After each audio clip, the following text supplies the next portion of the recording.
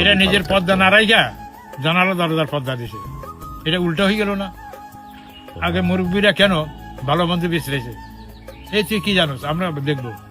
তখন বিয়ে করছে, ও বউ শান্তি ছিল, সংসার শান্তি ছিল, শ্বশুর শাশুড়ি খেজমত করছে, ওরা জান্নাতের মেহমান হিসেবে কবুল করে নিচে করে। শাশুড়ির খেজমত করেছে, এরা শ্বশুর খেজমত করছে, মূল্যায়ন দিয়েছে, পর্দাশীলী ছিলেন। এখন বাবা পর্দা নাই, পর্দা কোনটা জানেন?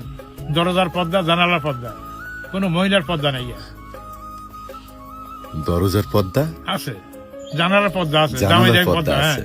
দামি পর্দা হয় না, কুচি দিয়ে বানাই রাখছে পর্দা, কিন্তু এদের পর্দা নাই, মহিলাদের পর্দা নাই। পর্দা নেই।